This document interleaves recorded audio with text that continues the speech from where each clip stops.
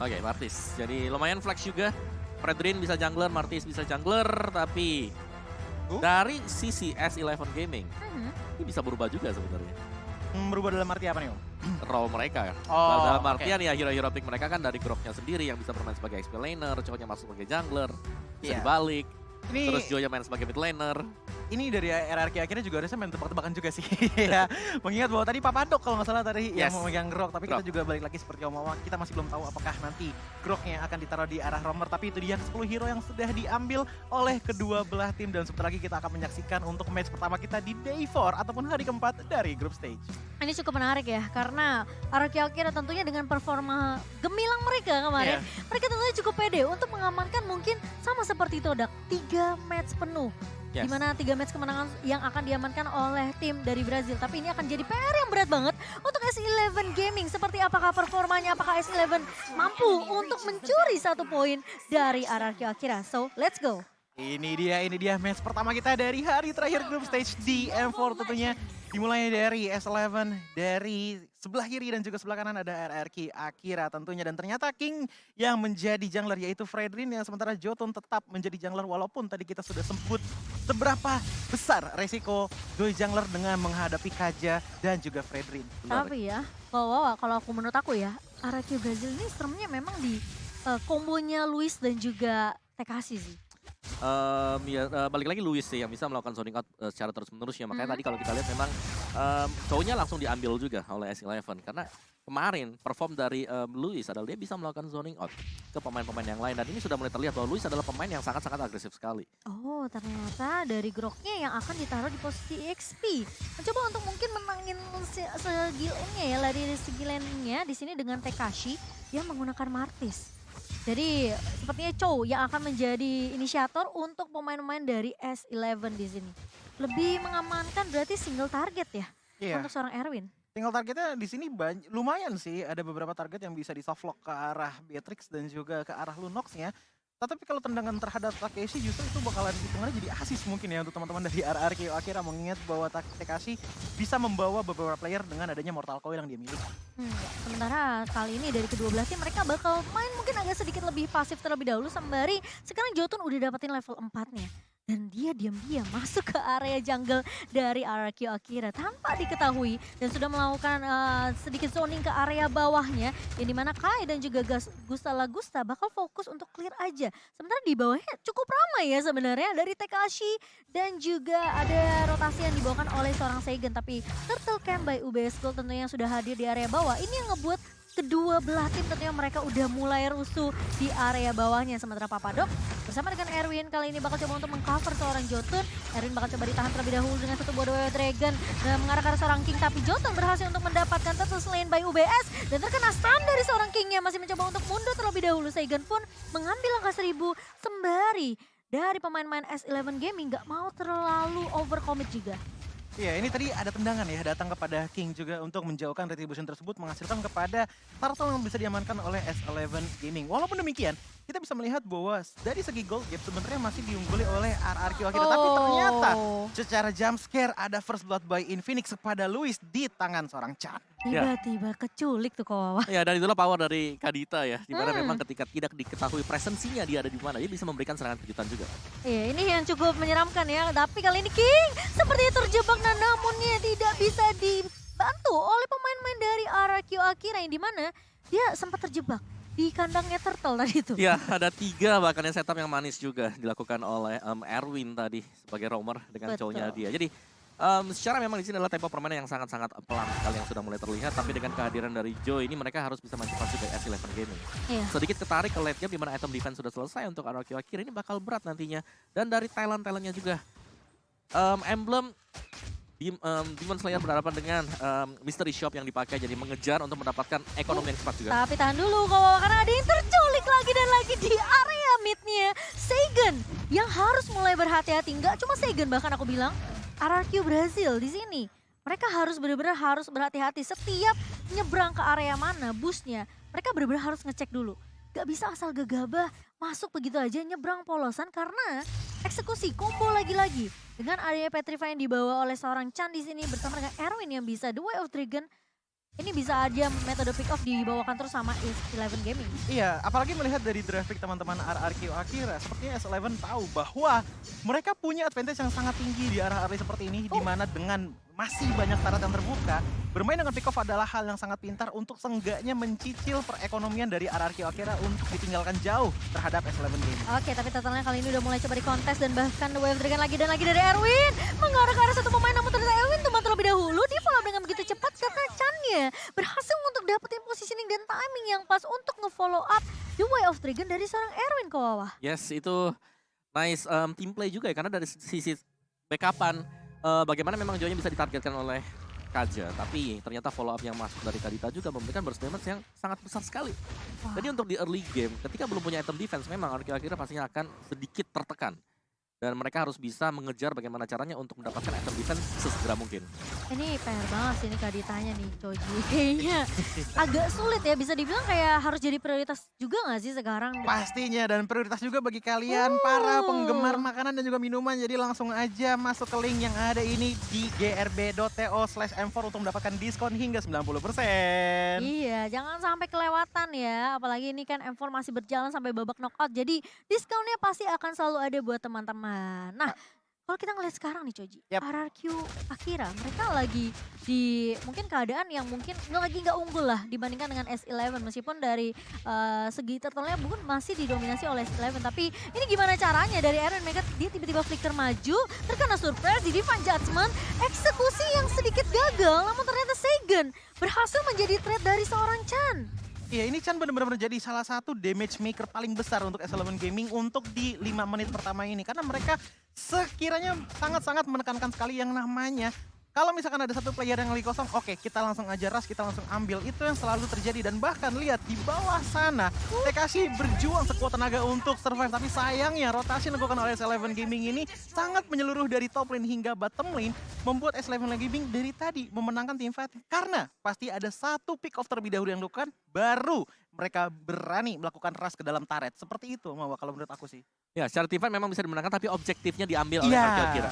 Iya oke, tapi kali ini lihat RRQ Akira bakal coba dipukul mundur di area midnya oleh pemain-pemain dari S11 Gaming. Kalau kita ngelihat ya, tadi di area top lane ya, memang inisiasi dari Erwin gagal ketika dia flicker nggak bisa dapetin siapapun. Tapi potensi dari Chan ini bisa ngeculik siapapun. Jadi bisa dibilang kuncinya itu bukan dari Erwin sebenarnya. Tapi gimana Chan bisa dapetin area blind spot, nyulik ke area backline-nya. Dan bahkan kali ini Turtle Lane lagi-lagi diamankan oleh S11 Gaming by UBS Gold yang ngebuat RRQ Akira kayaknya harus perlahan tapi pasti bawa game ini ke arah late game. Ya, dan ini untuk itemnya sendiri, di mana Hunter Strike untuk Martis. Dan dari junglernya memang adalah item defense, Blade Armor ada, Molten Essence aja berhadapan dengan full defense item juga. Nah, defense banget ya, ada Genius One buat Joy dan juga ada Curse Helm sudah selesai. Jadi akan ada semi-semi mungkin balance lah antara item attack dan juga defense bagi S11.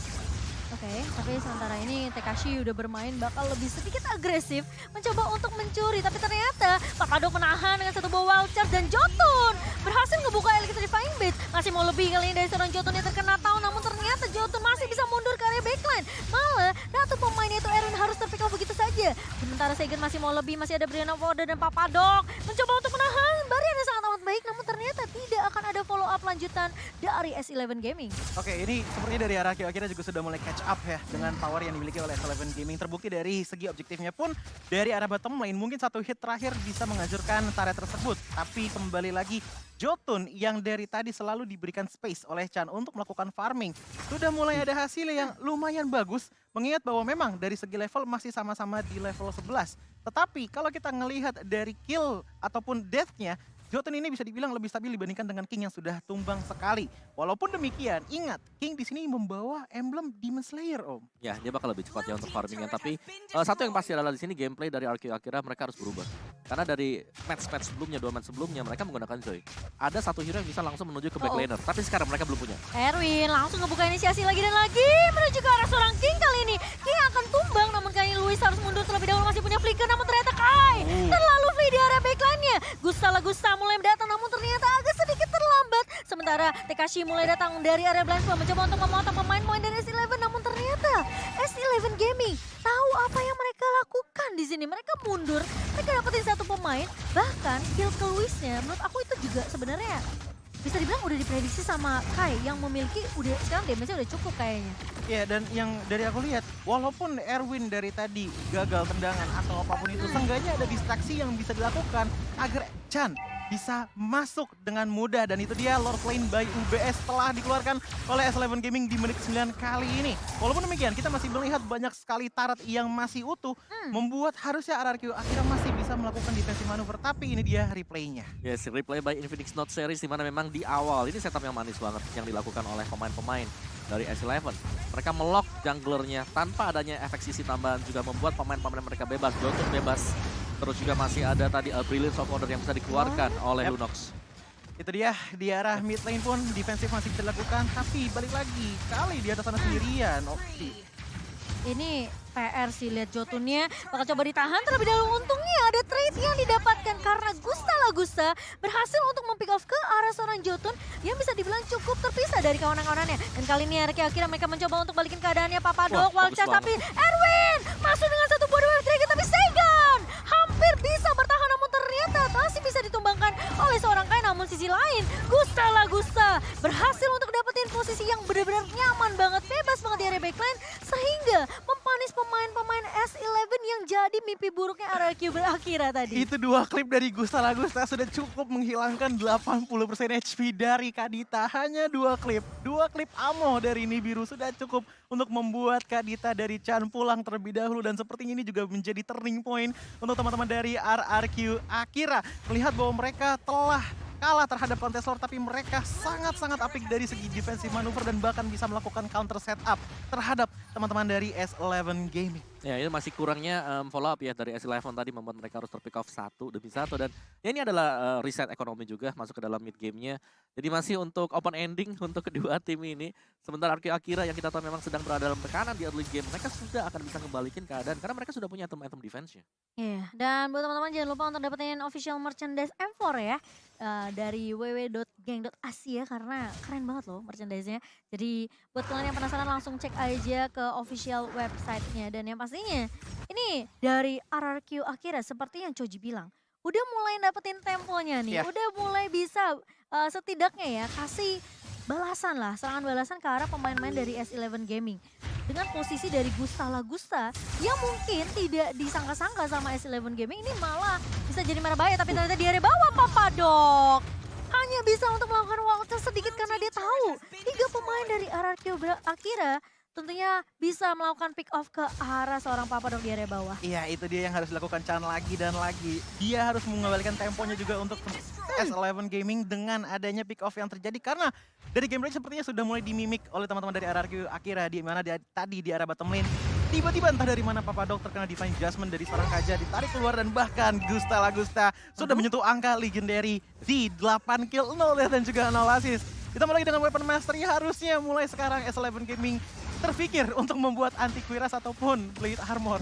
Wow. Ya, betul memang Gusta Lagusta yang menjadi PR juga buat S11 Gaming karena kita tahu lah bagaimana sakitnya juga Beatrix ketika memiliki item-item damage tadi. Dengan Indirusnya dia bisa merontokkan armor dari Grok juga dan Lord has been slain by UBS Gold dan jatuh ke tangan dari RRQ Akira. Iya, dan gak bakal bisa dikontes tapi kali ini Chan ketahuan ternyata dicek. Namun ternyata revive-nya connect, kali ini masih punya Brain of Order. Chan bakal coba dikejar oleh Gusta Lagusta, namun ternyata satu shotnya nggak connect ke arah sekarang Chan. Dan Chan masih dikasih kesempatan untuk hidup sepertinya Choji. Iya, karena memang poros utamanya dari tadi adalah Chan dan juga Erwin. Sebenarnya masih bisa dengan Papadok, tapi sayangnya Papadok tidak ada follow up lebih lanjut lagi. Membuat Louis sepertinya harus tumbang terlebih dahulu dan bahkan di belakang sana Erwin masih mencoba untuk mencari celah. Tapi Gusta Lagusta susah sekali untuk disentuh, tapi pada akhirnya 2 player dari RRQ Akira telah hilang dengan sekejap dan triple kill pun bahkan didapatkan di tangan seorang Kali. Dan ini dia sepertinya shutdown terhadap Gusta Lagusta. Dan kali ini lihat triple kill by Infinix sementara TKC bakal coba untuk mendapatkan setidaknya satu trade ke arah pemain-pemain dari S11. Sementara Kai, lihat nggak sih damage-nya ke arah Lunox tadi? Itu masih tersisa berapa bar itu? Tapi sekali shot udah langsung hilang loh. Ya, dan ini sudah mulai ya balik lagi ya. Ini dua-duanya memang sangat-sangat berimbang. Tinggal bagaimana mereka melakukan team fight. Ya. Siapa yang bisa memecah belahkan arah team fight. Karena tadi kalau kita lihat memang S11 Gaming mereka berhasil untuk memisah pemain-pemain dari RRQ Akira. Iya, dengan pemisahan tersebut sih udah benar-benar efektif banget ya. Balik lagi ke early game strat yang dimiliki oleh S11 Gaming. Pick 1, pecahkan, hancurkan. Pasti selalu seperti itu di arah early-nya dan mereka sudah kembali ke comfortable zone mereka. Tetapi sejauh ini yang menjadi PR adalah turret dari kedua belah pihak. Ini masih sama-sama di tersisa 4 turret. Dari outer middle turret, inner middle turret dan juga inhibitor turret mereka masih utuh semuanya, tapi ini dia dari segi item. Ya, dengan full equip untuk Irithel, damage berhadapan dengan Beatrix, jadi sama-sama harus menjaga positioning di bagian belakang. Tapi XP lanernya, Rapid Boots, ada Heptasis, ada BOD, ada Athena Shield. Ini untuk Papadok. Brocknya punya power yang sangat-sangat besar sekali dengan satu buah wild charge. Selain daripada memberikan efek sisi, dia juga memberikan damage yang besar. Tapi Luis langsung dengan satu body fan judgment Papadok. Terkejut, terheran-heran sementara Saigon pun menjadi trade. Namun kali ini Kai cukup free di area backline-nya. Decimation dari seorang Tekisi nggak bisa untuk menurunkan seorang Kai. Tapi Erwin menahan King kali ini yang mencoba untuk mengejar ke arah Kai. Kai-nya masih bisa survive. Dibalikin keadaannya oleh S11 Gaming. Dan pemain-pemain dari RRQ Akira dirontokkan begitu saja. Dan sepertinya ini akan menjadi one straight push dari S11. Sementara Luis mencoba untuk bertahan. Erwin mencoba untuk flicker masuk dengan jet kundonya. Dan bahkan dari Luis mencoba untuk menunggu buying time cukup lama. Tapi kali ini bakal coba dikejar oleh 4 pemain S11. Buying time cukup lama. Tapi Luis kali ini mencoba untuk menahan. Dan S11 berhasil untuk membalikan keadaannya. Dan menumbangkan RRQ Akira. Win streak yang dipecahkan oleh tim Argentina. Ini dia power dari tim Argentina kita, S11 Gaming. Dengan satu kesalahan fatal yang dilakukan oleh RRQ Akira yang terlalu overcommit dan juga sangat banyak sekali mengeluarkan skill source-nya terhadap Papadok. Papadok pun berkata, saya tidak apa-apa, tumbang terlebih dahulu, yang penting teman-teman saya bisa menuju kemenangan. Papadok bisa kita bilang dia bukanlah pahlawan karena pahlawan diapresiasi, tapi dia adalah legenda karena legenda akan terus dikenang. Wow. Tapi aku salut sih sama performanya Erwin ya. Ya, Gila. menurutku S11 mereka benar-benar berbeda dari hari yang pertama datangnya. Kali ini mereka tampil dengan full perform mereka juga. Dan kita bisa lihat bagaimana dari Kaditanya tadi juga kan, dari Chan-nya yang berulang kali mendapatkan peluang dari early game, membawa rekan-rekannya untuk bisa melakukan trading 1 untuk 1. Iya, gila. Selain daripada itu, Irithel. Ini coverannya udah gila banget ke arah seorang Kai. Pokoknya poinnya dari tim S11, Kai kita nggak boleh sampai mati. Kalau kayak kita sampai tumbang, karena dia damage dealer utama ya kan ya. Kalau dia sampai tumbang udah pasti RRQ Akira masih bisa balikin keadaannya. Tapi ya coveran yang sangat-sangat baik dan bahkan positioning dari seorang Kai juga di sini dengan Irithel yang ngebuat dia tentunya tahu banget dia pasti bakal jadi inceran utama. Jadi dia harus jaga posisi dengan sangat-sangat baik. Ya, apalagi di S11 Gaming sih. Tadi memang di arah mid game ya, mereka bisa dibilang sudah mulai di turning point kan oleh teman-teman dari RRQ Akira. Tapi mereka tahu persis bagaimana caranya melakukan defensif terhadap hal tersebut. Ya dimulai dari kita melihat pertama kali Papadok ditumbangkan di arah bottom lane dengan ditariknya Kaja. Dengan Kaja, dengan Divine Judgment-nya. Tapi dari segi itemnya, Choji pun juga sudah mikir dengan adanya Blade of Despair dan juga Blade of Heptasis. Sepertinya tidak menjadi salah satu kerugian besar untuk Papadok tumbang. Apalagi dengan wall charge-nya dia. Pun misalkan dia setelah wall charge tumbang, seenggaknya ada gap beberapa second untuk Chan bisa melancarkan kombonya. Dan bahkan kita tahu Irithel adalah late game monster. Dan tadi sudah mencapai menit ke-14 dengan full item. Diikuti dengan adanya Wind of Nature. Irithel ini benar-benar ngebawa Leonya menjadi Leo Sirkus. Sangat-sangat memukau bagi para penonton. Ya menurutku sih apa yang berbeda mungkin dari pemain dari RRQ Akira adalah mereka nggak punya sesuatu untuk bisa langsung ke backliner. Iya. Joy-nya diambil, Beneditanya di ban. 2 kartu kunci untuk RRQ Akira ketika mereka bermain di hari pertama. Iya betul-betul, kita ngelihat di mana performa dari TKC dengan Benedetanya, Terizlanya juga waktu itu sempat memukau panggung dari M4. Namun ternyata siapa yang menyangka S11 menjadi tim yang bisa memecahkan win streak dari RRQ Akira. Yap. Dan ini dominasi banget 21 dan juga 11 dari sisi kill point-nya. Memang kita tahu bagaimana